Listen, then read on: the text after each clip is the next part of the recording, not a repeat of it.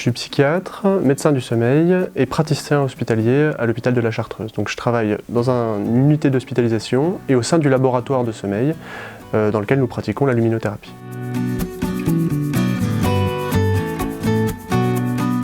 Alors, la luminothérapie, c'est le traitement par la lumière. En fait, on est un animal diurne qui donc fonctionnons avec la lumière du soleil. Et dans certaines saisons, dans certaines circonstances, on a moins de lumière, on perd notre capital lumineux. Et dans ce cas-là, nous, on essaie d'apporter le capital lumineux qui manque. Pour résumer très rapidement, on joue sur l'horloge biologique qui a l'un des rouages de l'horloge biologique, c'est la mélatonine, l'hormone connue qu'on appelle l'hormone du sommeil. Et donc nous, on va chercher avec la lumière à inhiber la synthèse de cette hormone, donc du coup à baisser le taux de mélatonine lors de la journée, donc d'être plus éveillé la journée et par contre de mieux dormir la nuit. Alors donc par exemple, dans les pays scandinaves où ils ont nettement moins de lumière, eux ils utilisent la luminothérapie depuis plus longtemps que nous. Ils ont par exemple plus de dépression saisonnière que nous. Et par contre, nous, depuis 20 ans à peu près, on utilise de façon de plus en plus efficace donc la lumière pour traiter les dépressions saisonnières, qui sont ces dépressions qui arrivent lorsqu'on passe de l'automne à l'hiver, qui arrivent de façon annuelle. Et c'est très efficace sur ces dépressions-là. On traite aussi les retards de phase, les gens qui sont couche-tard de façon pathologique, qui font se désynchroniser. Donc ça, on va leur mettre la lumière le matin, ce qui va leur permettre de se resynchroniser. On traite aussi les avances de phase, les personnes qui sont jet lag, les personnes qui ont un travail posté, donc qui vont avoir un travail de nuit, qui vont être désynchronisées aussi. Toutes ces pathologies-là sont traitées par la lumière, puisqu'on resynchronise l'horloge biologique. On traite aussi les dépressions classiques, avec la luminothérapie. Pourquoi? Parce qu'on sait que la mélatonine, son précurseur, c'est la sérotonine, ce qu'on utilise dans les antidépresseurs. Donc en fait, en utilisant la lumière, on va traiter aussi, on va permettre de jouer sur cet axe de la sérotonine. Donc pour la dépression classique, on va dire, c'est-à-dire pas la dépression saisonnière, la luminothérapie, il y a des études qui ont montré ça, il y a une revue de la littérature récente qui a montré que c'était aussi efficace que les antidépresseurs.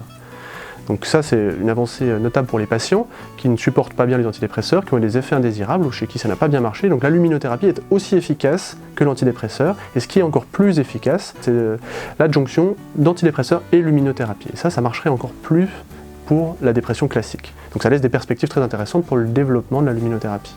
Alors, ce qui a pour intérêt principal aussi, c'est de réduire la quantité de traitement. Je pense à des patients que je vois qui ont des décalages de phase importants, qui prennent des hypnotiques, des somnifères qui sont addictifs pour se resynchroniser. En fait, ça permettrait de ne plus les prendre.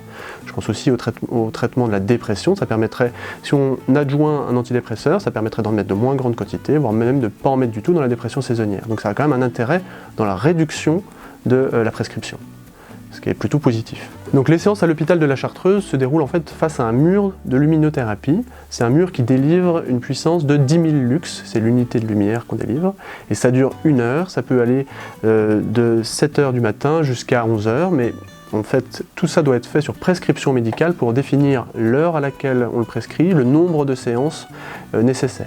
Le nombre de séances, par exemple, pour se resynchroniser lorsqu'on est jet lag ou lorsqu'on est en travailleur 3-8, c'est quelques jours. Et par contre, lorsqu'on a une dépression, eh bien, ça va être plus long. Tout ça est à voir avec le médecin. Pourquoi? Puisqu'il est nécessaire d'éliminer certaines contre-indications qui sont très faibles, c'est certaines contre-indications ophtalmologiques, et aussi de définir quand est-ce qu'on va mettre la luminothérapie et sur quelle durée. Au sein du laboratoire de sommeil, donc, on a 5 techniciens du sommeil qui reçoivent les appels des patients, organisent avec eux les séances et puis les accueillent lorsqu'ils viennent pour faire leur séance de luminothérapie. On a aussi des dispositifs qui permettent aux patients d'avoir la luminothérapie à domicile, c'est-à-dire des lunettes dans lesquelles sont intégrées des lumières qui ont le même effet et qui permettent aussi, donc, en étant à domicile, de bénéficier de séances de luminothérapie. Et il existe aussi des lampes que les patients peuvent acheter à domicile. Encore une fois, je conseille de les acheter, mais sur prescription d'un médecin. L'orientation donc, de l'extérieur peut se faire par un médecin généraliste qui nous orienterait des patients pour lesquels on va prescrire de la luminothérapie.